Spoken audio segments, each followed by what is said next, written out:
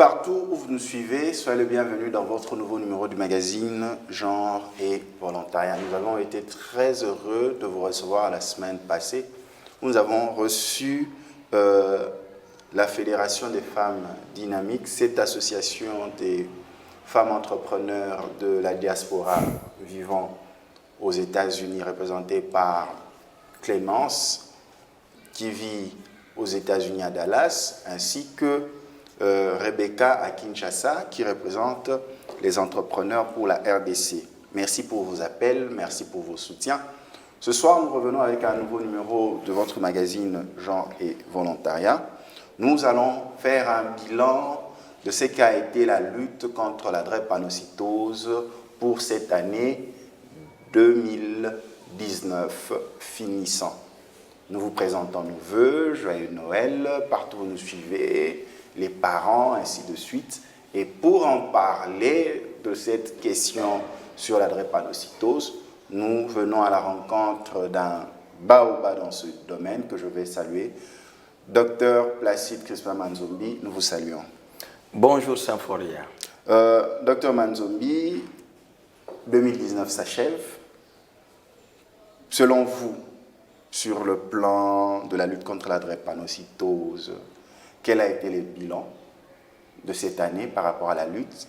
Quels sont les hauts faits à illustrer? Et évidemment, vous pouvez aussi commencer par la présentation de vœux aux téléspectateurs, à vos patients, à tous ceux qui sont avec vous dans la lutte contre la drépanocytose. Merci Symphorien pour la parole. C'est vrai, nous avions commencé une émission en début 2019. Nous terminons aussi l'année par une émission. Je commence d'abord par souhaiter les vœux de bonheur, de prospérité, de longévité à tous mes drépanocytaires, à leurs familles. Je souhaite aussi cela aux dirigeants de la République, la première dame de notre pays, je dirais pourquoi, au Premier ministre de notre pays, à tout son gouvernement, à Monsieur le Président du Sénat de notre pays et à tous les honorables sénateurs et à Madame la Présidente du Parlement et à tous les députés.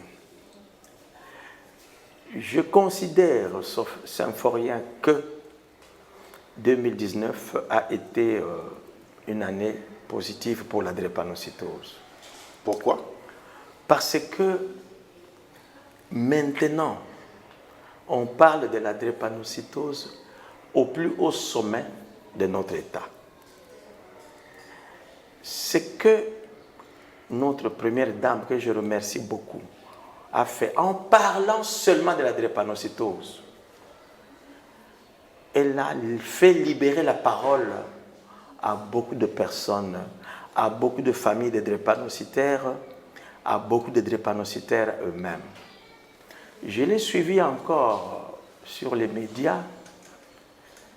Elle est partie visiter les enfants autistes. Je crois qu'elle fera de même pour les trisomiques, elle fera de même pour les albinos. Ce sont toutes des maladies héréditaires, génétiques.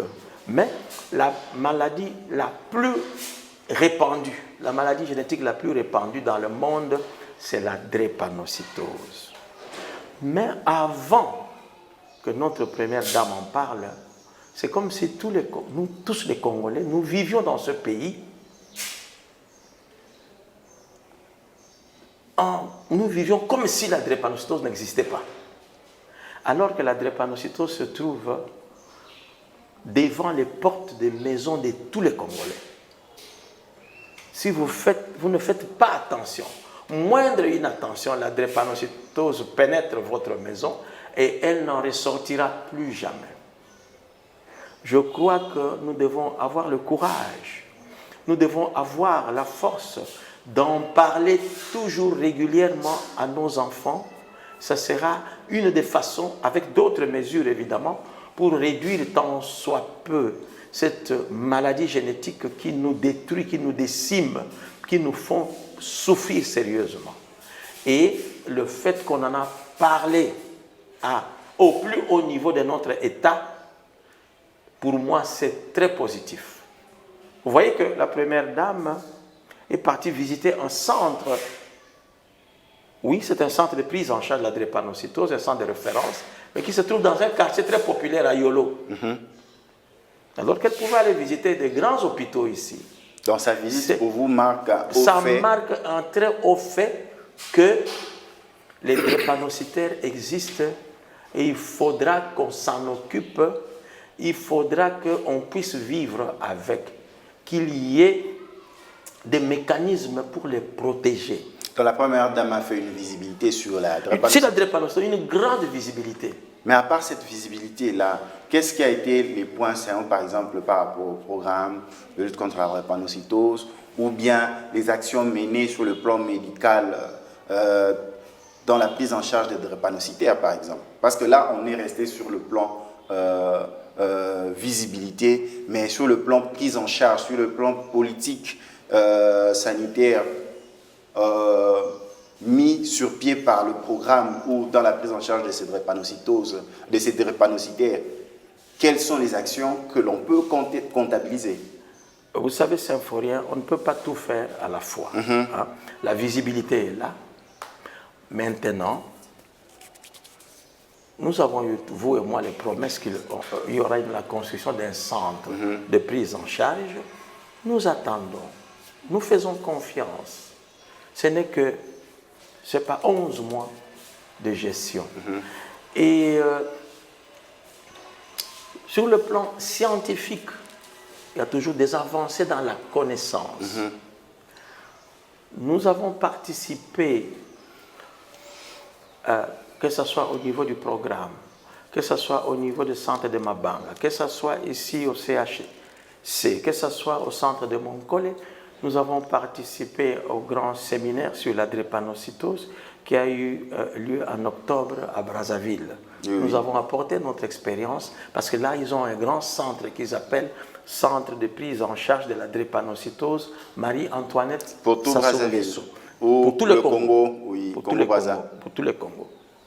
C'est soutenu par vraiment le président et la première dame du Congo-Brazza. Nous avons participé, nous avons vu ce centre-là. C'est un bon modèle en Afrique centrale. Nous étions avec des amis gabonais, avec des amis ivoiriens, tout ça. Je crois que le Gabon va emboîter le pas aussi. Nous aussi, nous allons nous battre pour cela. Nous avons participé à l'AFMED. Vous connaissez l'AFMED, c'est toujours le 4, la première semaine du mois de novembre. Que veut dire AFMED? L'AFMED signifie Association des anciens étudiants de la faculté de médecine de l'UNIKIN. Vous voyez, faculté de médecine de l'UNIKIN. Tous les confrères qui sont éparpillés dans le monde. Congolais. Ceux qui peuvent. France, Belgique, États-Unis. Partout, Afrique du Sud, États-Unis, Canada. Partout. La première semaine du mois de novembre, nous avons pensé que nous pouvons nous retrouver. Et le thème, c'est toujours médecine d'ici, médecine d'ailleurs. Qu'est-ce que nous, ici, pouvons apporter et qu'est-ce que nos confrères, nos amis avec qui nous avons étudié à la faculté peuvent nous apporter. Nous avons aussi parlé, la drépanocytose était inscrite. Et il y a eu d'autres aussi séminaires, tout ce que vous voulez. Et la journée des luttes, le 19 juin, a été fêtée. Il y a eu beaucoup de présentations scientifiques. C'est un peu ça, sur ce plan-là, qui a évolué. Et en passant, je dis qu'il y a un laboratoire de génétique humaine qui fonctionne au niveau de la faculté de médecine. Un laboratoire à l'UNIKIN, dans l'enceinte de la faculté de médecine. Ce laboratoire est un instrument scientifique très important pour la drépanocytose et pour toutes les maladies génétiques. Voilà. Ça, nous pouvons dire que c'est un peu un bilan, entre guillemets, positif du côté de la drépanocytose. Sur le plan scientifique, ça avance. Sur le plan de la visibilité, c'est vraiment quelque chose de très important. Ça a avancé avec le coup de pouce de la première dame. Et nous attendons que nous puissions peut-être avoir un centre de prise en charge comme ce que nous avons vu à Brazzaville. Côté innovation médicale dans la prise en charge médicale des drépanocytaires, est-ce qu'il y a eu des avancées significatives? Ou bien vous êtes resté toujours dans ce qui a été toujours fait, les traitements basiques? Ah non, il n'y a pas... tu sais, la drépanocytose, c'est une spécialité. Une spécialité. Donc, en 2018-2019, il n'y a pas plus que ça. Il n'y a pas plus d'avancées scientifiques. C'est un peu les mêmes médicaments que nous donnons, la protection vaccinale que nous prenons et il y a quelques appareils qui fonctionnent déjà ici chez nous, mais on peut le faire d'une façon manuelle aussi. Il y a une technique ultime pour la protection des drépanocytaires en crise que nous appelons échange transfusionnel. Ça peut se faire manuellement comme ça peut se faire avec un appareil. Il y a deux appareils dans cette ville, mais le gros problème, ce sont des intrants. On ne sait pas avoir du matériel qu'on utilise pour ces appareils-là. C'est un peu ça que nous pouvons dire. Mais le reste, nous prenons en charge les malades comme nous avons toujours pris. Et nous sommes toujours butés au problème des vaccins. Les vaccins, nous avons posé ce problème-là au ministère, mais c'est un peu difficile. Tel que le vaccin le plus simple qu'on peut vous dire, c'est le vaccin de la grippe. La grippe, cette année, est très forte. Vous voyez? Mais si le drépanocytaire n'est pas protégé, la grippe va le terrasser terriblement, il va développer d'autres infections, dont les microbes. La grippe va ouvrir la voie, les bactéries pénètrent et ça va aussi provoquer des hémolyses, donc on va transfuser beaucoup de drépanocytaires à cause de la grippe. Bon, là, vraiment, il n'y a pas d'avancée. Peut-être que 2020 sera un peu plus positif pour nous. De partout où vous nous suivez, vous êtes dans votre programme télé Genre et Volontariat. Ce soir, le 25 décembre 2019, nous parlons de ce bilan. Qu'est-ce qu'a été l'année 2019 sur le plan de la prise en charge de la drépanocytose en RDC? Bilan d'une période qui va de 2018 à 2019, on en est où? Et là, nous sommes avec un Baoba qui est spécialisé dans la prise en charge des drépanocytaires, plus d'une vingtaine d'années et qui a à peu près 40 ans d'exercice dans ce domaine, plusieurs diverses spécialités, et lui-même, il ne se cache pas, il est drépanocytaire. Je cite le docteur Crispin Manzombi. Nous sommes heureux d'être dans ces bureaux pour vous présenter cette émission. Docteur Manzombi, maintenant, les avantages qu'ont eu les patients, est-ce que les patients sont satisfaits de la manière dont est prise en charge la drépanocytose? Par exemple, en RDC, je prends les cas des centres ou des hôpitaux spécialisés. Parce que vous êtes tous confrères, vous vous connaissez, vous échangez, que ce soit la clinique universitaire, que ce soit Mabanga, que ce soit ici, que ce soit le CHC. Voilà. La connaissance de la maladie est avancée actuellement. Les médecins connaissent mieux la drépanocytose. Alors, ceux qui sont dans la filière drépanocytose, vous comprenez? Mais c'est une maladie génétique, ça ne faut rien, n'oubliez pas ça. Ce n'est pas facile. On ne change pas la génétique, on ne change pas la constitution d'un être humain, du tic au tac, ça ne se passe pas comme ça. C'est comme si vous demanderez, je suis né noir, qu'on me change, je devienne blanc. Ça ne se passe pas du tic au tac. Ou je suis né homme, comme tu es là, qu'on te change et tu deviennes femme. Comprenez? Donc, ça ne change pas comme ça du tic au tac. C'est une maladie génétique transmise par le papa et la maman à l'enfant. Tout ce que nous demandons et nous tapons sur le système, faisons attention quand nous avons des projets d'avoir un enfant, faisons-nous dépister. C'est la première. C'est la façon la plus facile d'éviter cette maladie génétique. Faisons nous dépister, faisons un peu plus attention. Nous savons, Symphorien, ce n'est pas à mon âge que tu vas me dire l'amour. Ben oui, l'amour est là. Et nous, les médecins, nous savons que les maladies qui viennent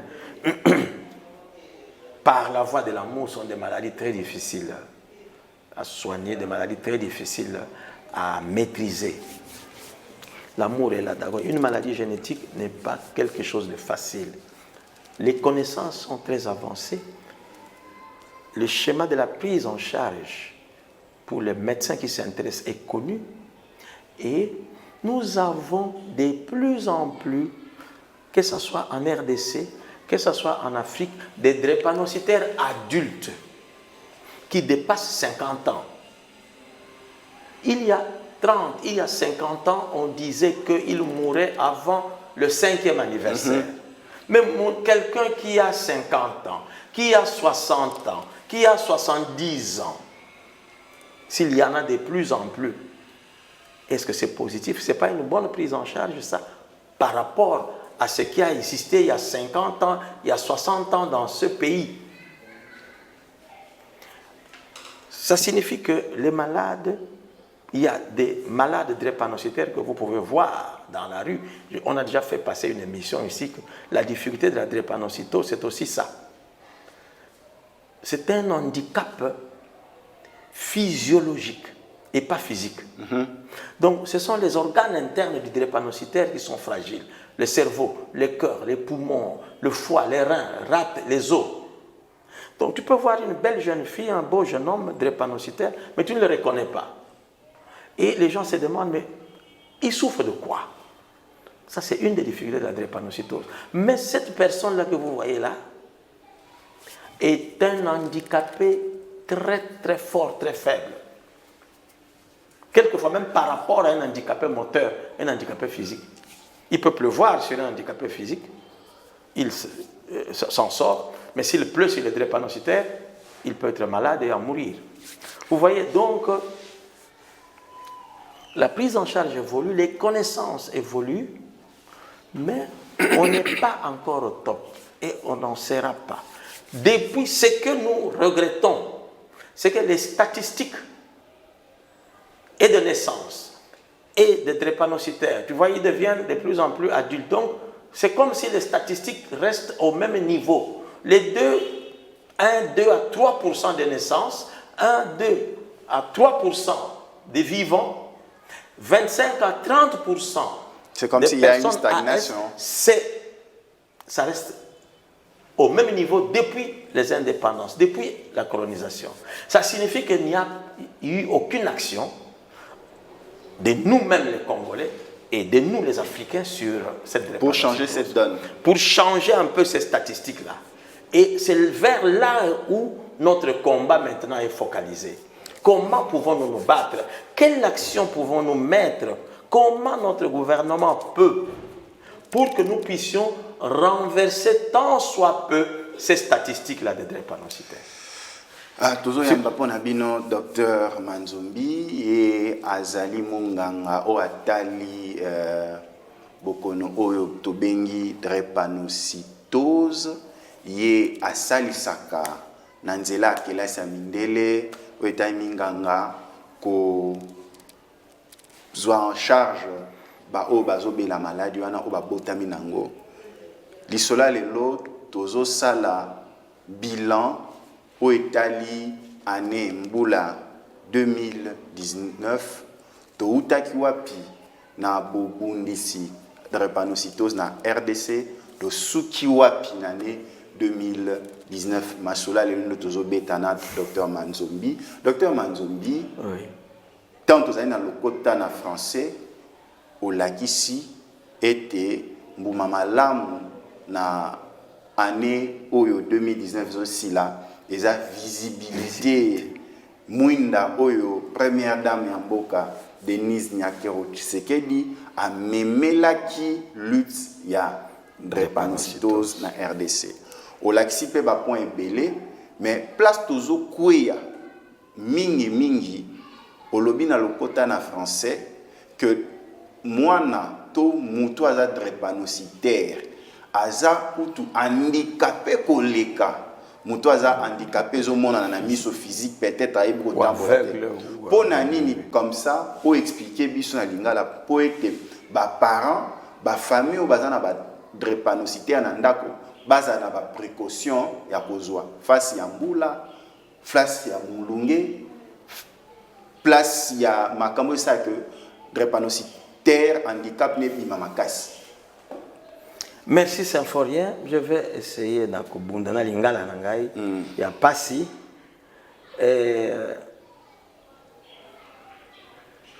visibilité au lobby positif, c'est très bien, mais il faut continuer to kobakaka to kobakaka et na sengi même la première dame aloba yango lisusu makasi po biso tozwa conscience nazoko beta CTP na statistique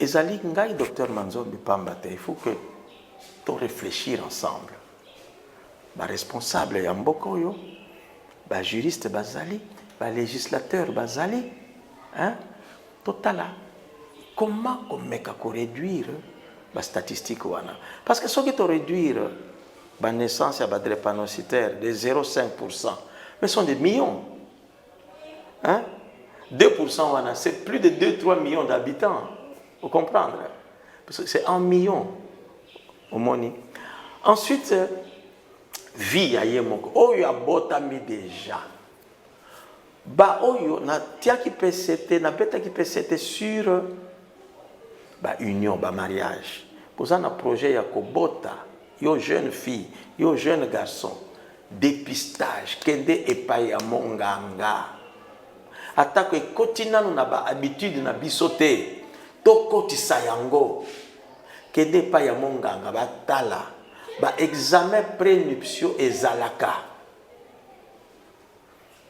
Faut-il que comme ça yango obligatoire? Je crois que ça serait mieux. Je crois que ça serait totika likambo wana na ba législateur. Mais tozo pesa conseil toujours to benga ka sensibilisation kende pa ya monganga tala soki okokite ozana risque te ya kobota mwana ya maladie. Comprenez? Bango moko ba drépanocytaire ba bota bi déjà malheureusement ba parents oyo bazana bango faisons un effort to sala attention to yebi ke ko bokola mwana ya drépanocytaire ezali pasi ezali peu cher vous voyez ya quand on préfère faire comprendre ba jeune que bo bota bango te eza pasi eza cher po nino ko bota mwana moko mibale misato mbula yo okundi moko mbula wana ezako ya okundi mususu mbula wana ezako ya est-ce que libala wana esengo nango ezali wapi bolingo yango ezalaki na ebandeli est-ce que kozala kaka soki boza kokunda bana ndenge wana vous comprenez donc na bango moko ba parents oyo bazana bango déjà je vous exhorte je vous encourage à vous en occuper ezali bana des êtres humains aussi valable que bana mususu question kaka ko encadrer bango ko se sacrifier pour na bango mettre des moyens pour na bakisi na bango pour na ba vaccin na bango pour na protection na bango mais batebe na bamboka o bazana information te bazolo ba pe ba ebisanga na mituna na bango on a komiselo que non drépanocytose kobota drépanocytaire ezota mingi pas basi. Est-ce que ça solo docteur? Ba maman ne baza cause nango. Ezali ya solo te Symphorien. Au moins moi so na esa que on a balaki yende. Te ya wana ezali ignorance de Symphorien. Symphorien ndenge ozali boye, hein? Ozali 50% tata na yo, 50% maman na yo. Tata na maman ba boti yo. Aujourd'hui, sur le plan génétique, sur le plan de la constitution, aujourd'hui 50 il y a papa, aujourd'hui 50 il y a maman, et ça lit 100% et bimisi au Symphorien. Donc, tokoki ko condamner maman Pambate, tokoki peut ko condamner papa Pambate. Les deux yango tozoko beta c'était conseil génétique dépistage avant. Au lieu de condamner mon ninga après. Mais bossa dans l'examen wana avant bo banana, avant bo bota, avant aux un projet ya ko bota. Ce qui bossali yango avant, bo condamner mon touté. Donc rappel na ninga masolo ki ezaka na ba bikolo moronde pe ba prédisposé ba onde ba leng bazana makoki ya kobota bana drépanocytaire eza solo. Non ekolo wana vraiment ba on ba bota ba mingi. Cartographie mondiale, donc la carte mondiale de la drépanocytose ezali. Ce qui n'a une fois, Afrique centrale, Afrique de l'Ouest, bassin ya Méditerranée, que ce soit au nord ou au sud, et puis côté Asie, vers l'Inde. Ça, c'est la carte mondiale de la drépanocytose. Vous voyez? Mais maintenant, la drépanocytose s'est beaucoup promenée. Tango, bazwaki bande konabiso ba esclave ba aux États-Unis, ba na Canada, ba pena drépanocytose na bango. Donc drépanocytose banda déjà ko série abakutaki tane ba esclavage. Tango bo memaki bango kuna na États-Unis, ba pena drépanocytose. Ko bossa na te que na loba na bino que drépanocytose a été découvert par un médecin américain et sur un étudiant noir. En 1910, le médecin américain s'appelait Eric. Sur un étudiant noir.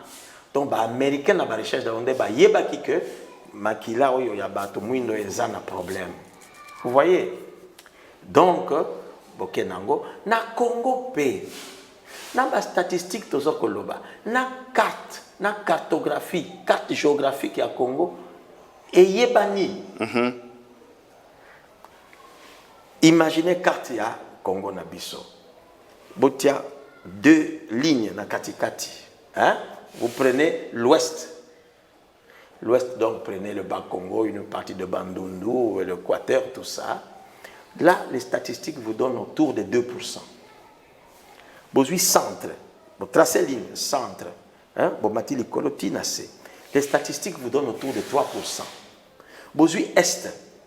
Est à Congo. Hein, les grands lacs, tout ça, l'est de la province orientale, tout ça. Bon, je ne sais pas comment on appelle ça maintenant, Ituri, quoi. Et Bokititi, na est de Katanga, c'est autour de 1%. Vous comprenez? Ça, c'est les statistiques globales. Il n'y a pas au Congo une tribu qui a plus ou qui a moins égalité. C'est comme ça. Donc, bisognon sur le Congo, Afrique centrale, ok, na Congo, Brazzaville, ok, na Gabon, ok, na Cameroun, ok, na Niger, bisognon sont concernés. Vous comprenez? Nous sommes concernés. Il y a un tout petit peu moins, tu vois, le bassin de Zambèze. Tout à fait. Si tu vas vers le sud, moins. Il n'y en a presque pas. Vers l'est, là, hein, la corne de l'Afrique, Érythrée, Éthiopie, tout ça, moins. Vous voyez? Mais le reste, nous sommes. Au lobby au tiki congolais, au Kekobala sénégalais, beaucoup de tapé. Il y en a à tiki congolais, Kekobala indien, beaucoup de tapé. Mais il y a ceux qui pensent qu'en Europe, si tu es drépanocytaire, tu peux épouser une femme ou un homme européen, tu n'auras pas de problème. Ce sont des mythes qui poussent dans les têtes des Africains, des Congolais. La seule précaution, symphorien, c'est le test. Vous devez vous faire dépister. Qu'il soit blanc ou noir, faites des examens de laboratoire. Ça va vous donner. Heureusement, en Europe, ils ont ces habitudes-là. C'est dans leur loi, dans le mariage. Mais à Bissau et Côte-Nanoté, nous ne donnons que des conseils. Faites-vous dépister, c'est la meilleure précaution. Sans l'examen à laboratoire, c'est la meilleure précaution. Non, ça ne donne rien. Docteur Manzombi, après votre émission, la dernière émission qu'on a tournée avec vous, une dame qui m'appelle, elle revenait de Paris, elle m'affirme que sa fille était drépanocytaire, que l'appellation que vous n'aimez pas, anémique SS, et elle m'a dit que sa fille était guérie, il y avait cette possibilité d'être totalement guérie. Totalement. Je reprends mot à mot. Est-ce que vous êtes du même avis ou il y a un débat sur ça? C'est un débat hautement scientifique, c'est fort. Hautement scientifique. sur la guérison de la Je drépanocytose. vous avais posé la question, quel est le niveau de cette dame? Vous ne m'avez pas répondu. Je ne pense pas que ce soit une dame médecin qui dit des choses pareilles. Ben, elle a dû peut-être affaire à excusez-moi, Symphorien, les médecins, les chercheurs se battent, ils travaillent. Ils ont des enfants malades devant eux, dans nos consultations. Nous sommes des humains. Ça fait mal. On dit, mais comment je peux faire pour sauver cet enfant? En utilisant telle technique, en utilisant ça, en utilisant ceci. Il y a une technique appelée greffe des moelles osseuses. Ne confondez pas avec la moelle épinière, c'est différent. La moelle épinière, c'est le système nerveux. Moelle épinière, c'est où précisément pour que les gens... Ce qui vient du cerveau, qui entre dans la colonne vertébrale. Ça, c'est la moelle épinière. La moelle osseuse, c'est ce qui se trouve à l'intérieur de l'os. La greffe de la moelle osseuse, c'est l'usine de production de nos cellules de sang, entre autres les globules rouges.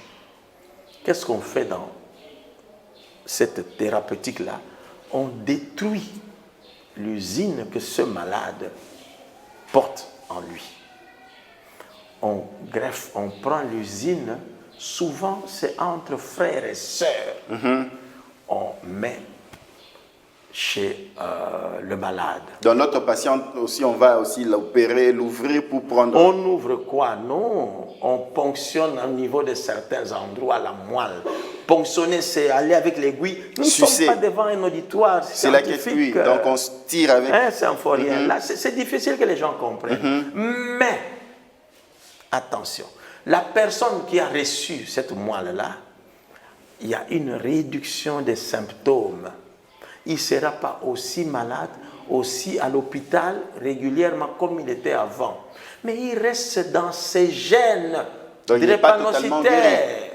Il peut transmettre la maladie. Donc là, il faut faire très attention. Et nous en avons vu. On a greffé, 5-10 ans après, il commence encore à présenter des douleurs. Comprenez? Ce n'est pas facile. C'est un espoir. Je suis d'accord avec cette recherche. Mais Symphorien, la greffe des moelles osseuses ne deviendra jamais un traitement de masse. Que n'importe quel médecin me dise qu'ils peuvent greffer 1 million de personnes. Nous avons 2 ou 3 millions de drépanocytaires au Congo. Tu vas greffer qui? Tu vas laisser qui? Tu vas trouver des donneurs chez qui? Tu vas laisser qui? Non. Bon, là, une maman nous a dit, non, Symphorien, ne soyons pas... Mais je vous l'apporte vous en tant que spécialiste pour recadrer. Ça, c'est la rue. Ce n'est pas la science, Symphorien. La science, nous devons faire attention. Nous devons plus mettre l'accent sur l'union des jeunes. Éviter ASAS, à vous mettre ensemble et croire que un jour, on va greffer mon enfant malade. Ils viennent ici des jeunes couples, 30 ans, 35 ans, qui souffrent le martyre ici, qui greffent ces enfants-là. Et trouver, je n'aime pas beaucoup en public parler de greffe, parce que les jeunes vont croire qu'il y a une solution. Alors que ce n'est pas une solution, c'est de la recherche. Docteur, il y a aussi une grande préoccupation, la stabilité dans la prise en charge médicale du patient drépanocytaire. Est-ce que... La stabilité, donc il va dans tel centre de santé, dans tel hôpital, ou aller d'hôpital de quitter de centres hôpitaux après hôpitaux pour pouvoir chercher la solution. Est-ce que c'est mieux de suivre un patient, je reprends, il y a la problématique de la prise en charge du drépanocytaire par rapport à la stabilité de son suivi médical. Selon vous, est-ce que les parents, parce qu'ils cherchent la guérison de leur enfant, doivent passer d'hôpital en hôpital, ou bien il faut trouver un centre ou un hôpital spécialisé pour un suivi définitif et stable d'un enfant drépanocytaire? Symphorien, je vous ai toujours dit et je répète, allez-y, le terme guérison, quand vous parlez avec moi, abandonnez ça dans la drépanocytose. Donc nos téléspectateurs doivent abandonner ça. Abandonner le terme guérison. On désoriente les gens. On vit avec la drépanocytose. On améliore tant soit peu la qualité de vie du drépanocytaire. Mais il reste drépanocytaire. Vous comprenez? Il leur reste. On ne guérit pas la drépanocytose. Donc c'est toi qui viens souvent mettre dans ma bouche cette phrase-là, guérir ou guérison. Mais par rapport à la stabilité dans la... Je ne l'utilise pas. Maintenant, la stabilité tu dans me la prise en charge. excusez-moi, la prise en charge. Effectivement, autant de centres, autant de médecins, autant d'erreurs. Que les parents cherchent. Il y a, je ne sais pas, 10 000 médecins dans la ville de Kinshasa. Si vous avez un problème de chirurgie, vous chercherez un chirurgien. Vous avez un problème de neuropsychiatrie, vous cherchez un neuropsychiatre. Mais pourquoi dans la drépanocytose, vous voulez vous abandonner à n'importe quelle blouse blanche? Non. Cherchez les centres des cliniques, des médecins qui sont spécialisés dans la drépanocytose. Tous les confrères ne prennent pas en charge les drépanocytaires. Vous comprenez? C'est vrai, je reçois beaucoup d'enfants. Il est passé de tel. Ils vont même voir les tradis praticiens. Ils vont voir les pasteurs qui leur promettent monts et merveilles. Mais ça, vous cherchez une guérison, c'est là où vous me mettez un terme impropre à la drépanocytose, la guérison que je n'utilise pas. Je le dis aux malades, non. Nous allons essayer de faire vivre l'enfant drépanocytaire que vous avez eu. Mais nous ne le guérirons pas. Vous comprenez? Et personne ne le guérira. Qu'il soit tradit praticien, il vous trompe. Qu'il soit pasteur ou qui il vous trompe, il ne le guérira pas. Il y aura une guérison spirituelle, ça n'existe pas. Je vous le dis clairement, ça n'existe pas. La drépanocytose est une maladie génétique. Laissez la recherche évoluer. Vous comprenez? Mais ça ne sera pas facile. Je vous ai donné l'exemple ici. Tu es un homme, tu es un Africain noir. Tu dis, médecin, faites de moi une femme blanche européenne. Toi, tu es un homme africain noir. Tu comprends?